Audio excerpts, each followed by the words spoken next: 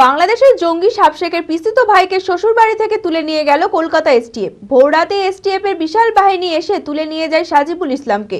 প্রথমে নওদা থানার দুর্লভপুর গ্রামের বাড়িতে না পেয়ে শ্বশুরবাড়িতে হানা দিয়ে তাকে আটক করে নিয়ে যায় এসটিএফ। সাজিবুলের বাড়িতে সাবশেখ প্রায়ই আসতো বলে অভিযোগ, যদিও বাড়িতে জানানো হয়েছে তাকে জিজ্ঞাসাবাদের জন্য নিয়ে যাওয়া হচ্ছে। এছাড়াও সাজিবুলের বন্ধু নওদার মুস্তাকিম মণ্ডল নামের আরও একজনকে তুলে নিয়ে যায় কলকাতা এসটিএফ। মানসিক স্বাস্থ্যের জন্য সবার আগে যে নামটি মনে ভেসে ওঠে, সুস্থ মনের ঠিকানা মনোবীক্ষণ। যোগাযোগ নাম্বার 7477799516।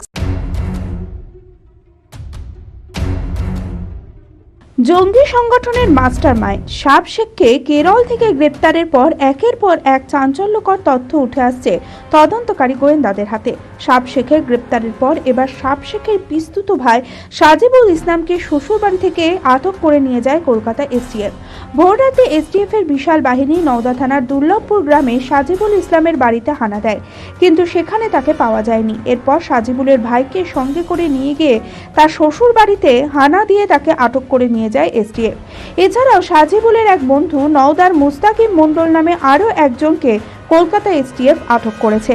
জানা যায় সাজিবুল জমিতে চাষাবাদ করত এবং টেলারের কাজ করত। 2 বছর সৌদি আরবে একটি কোম্পানির কাজে যায় সে। 4 বছর আগে বিয়ে হয়। 15 দিন আগে সন্তান হওয়ায় সন্তানকে দেখতেই শ্বশুর বাড়ি গিয়েছিল সে, আর সেখান থেকেই তাকে এসটিএফ আটক করে।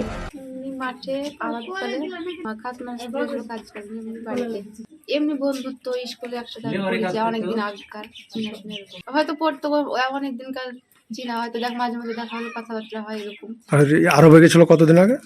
1 বছর আগে। বিয়ের বছর আগে? বিয়ের পরে গেছিল? কতদিন ছিল ওখানে? 2 বছর। 2 বছর। কি করতো? ওখানটা কাজ করতো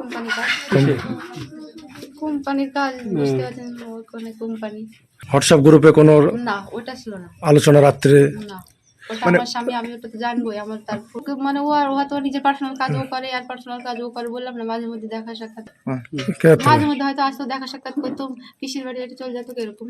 যাই হোক, সাজিবুলকে এসে কি বললো? কোথাকার পুলিশ এসেছে?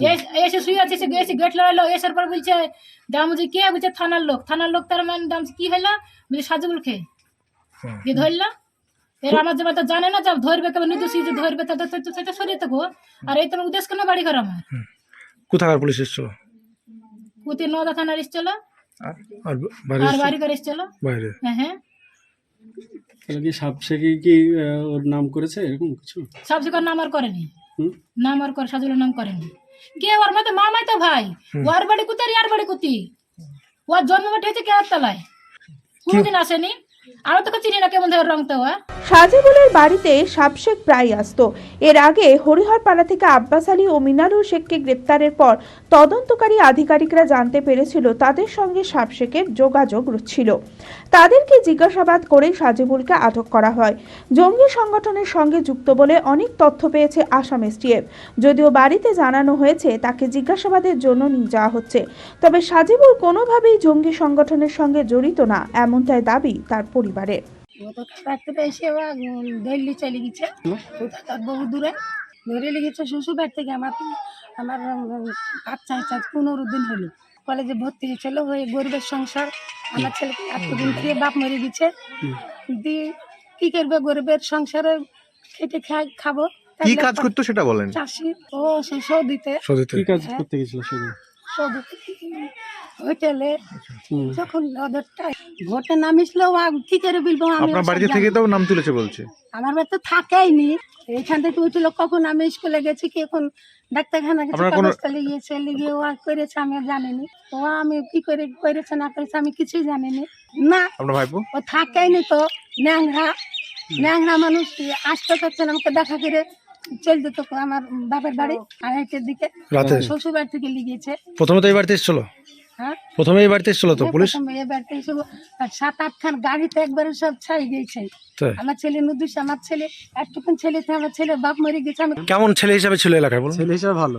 আমি শুনেছি রাত্রিবেলায় যে সাজিবুলকে এরকম ধরে লেগেছে পুলিশে, মেলা পুলিশ এসেছিল, আমি এটাই শুনেছি। আর এই সজিবুল? সজিবুল ছেলে ভালো। ছেলে ভালো, হ্যাঁ। LMET International School Senior Secondary School admission going on.